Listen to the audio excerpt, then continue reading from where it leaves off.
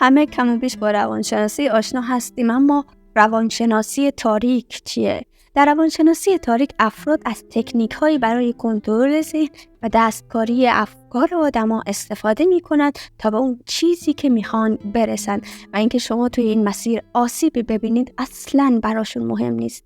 اشتباه نکنید، این کارا رو غریبه‌ها انجام نمیدن، بلکه نزدیکترین آدمایی که بهشون اعتماد دارید انجام میدن، مثل همسرتون، خانواده‌تون، دوستاتون، همکارا یا کارفرماتون. روانشناسی تاریک میتونه بسیار جذاب و بسیار خطرناک باشه. جذابیتش اینه که روانشناسی تاریک کمک میکنه روانشناسا بیماران روانی رو درمان کنند یا افسران پلیس مجرمان رو محکوم کنند. اما روانشناسی تاریک بیشتر برای اهداف شوم استفاده میشه. اجازه بدید ببینیم کجاها از روانشناسی تاریک استفاده میشه. در روابط عاشقانه از روانشناسی تاریک استفاده میشه.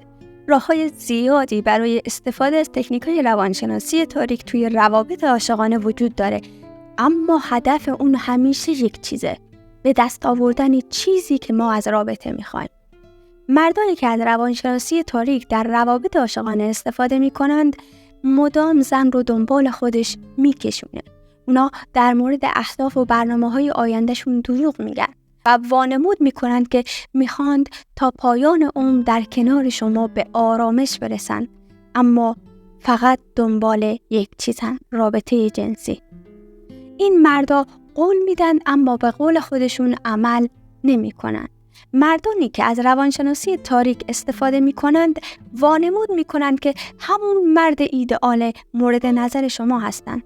اونا با محبت بسیار زیاد شما رو به خودشون وابسته میکنند و بعد توی یک نقطه شما رو رها میکنند. زنانی که از روانشناسی تاریک توی رابطه عاشقانه استفاده میکنند تظاهر میکنند که خواستگارهای جذاب دیگه ای دارن. این زنها با استفاده از یک شخص دیگه، مثلا یک سلبریتی، در مورد یک مرد ایدئال صحبت میکنن. اونا به شما القا میکنن که اگر اینجوری باشید ایدئال هستید.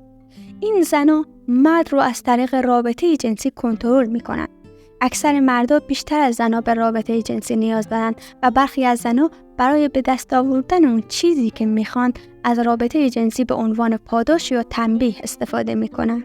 در بازاریابی و فروش هم از روانشناسی تاریک استفاده میشه. فروشنده ها از تکنیک های تاریک استفاده میکنن تا شما رو متقاعد کنن چیزی رو بخرین که اصلاً بهش نیازی ندارید. مثلا یک فروشنده ماشین به دروغ ادعا میکنه که برای این ماشین یه مشتری دیگه هم وجود داره و سعی میکنه با این تکنیک شما رو تحت فشار قرار بده تا شما سریعتر تصمیم بگیرید. در سیاست هم روانشناسی تاریک حضور داره. در سیاست از روانشناسی تاریک برای شستشوی مغزی، برای ایجاد تفرقه بین مردم استفاده میشه و همچنین توی انتخابات روانشناسی تاریک توی انتخابات بسیار به درد میخوره. سیاستمدارا موقع انتخابات از روانشناسی تاریک برای پیروزی استفاده میکنن. چجوری؟ مثلا اونها رقیبشون رو ناکارآمد و نالایق معرفی میکنن. اونا وضعیت فعلی رو به یک شکل افتضاح و ناامید کننده معرفی میکنن و خودشون رو به عنوان مردی معرفی میکنن که برای اصلاح این شرایط وجود داره. ترامپ رئیس جمهور آمریکا کسیه که بیشترین استفاده رو از تکنیک‌های روانشناسی تاریک توی انتخابات میکنه. در جنگ هم روانشناسی تاریک حضور داره. بزرگترین حرکت روانشناسی تاریک در جنگ اینه: بدون شلیک حتی یک گلوله دشمن رو وادار به تسلیم کن. مثلا چنگیزخان مغول عمدن وحشیگری‌های بیرحمانه نسبت به هر کسی که در برابرش مقاومت میکرد ایجاد میکرد.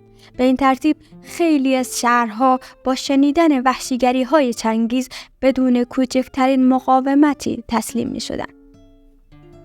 بیاین چند تا از تکنیک‌های روانشناسی تاریک رو با هم بشناسیم. تکنیک ایجاد حس گناه. وقتی کسی که شما دوستش دارین و بهش اعتماد دارین با احساسات شما بازی میکنه و شما رو مسئول ناراحتی‌های خودش نشون میده، ناخودآگاه شما برای کسب رضایت اون حاضر میشید خواسته هاش رو انجام بدید.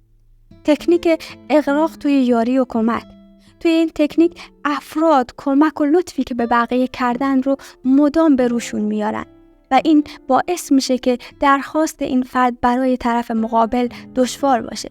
مثلا ممکنه همکار شما هر کاری که برای شما انجام داده رو مدام یادآوری کنه و ناخودآگاه در شما احساس وظیفه‌ای به وجود بیاره، باعث بشه برای خواسته های اون ارزش قائل باشید.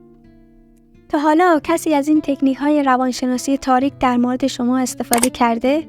توی کامنت ها برام بنویس. سابسکرایب یادت نره رفیق.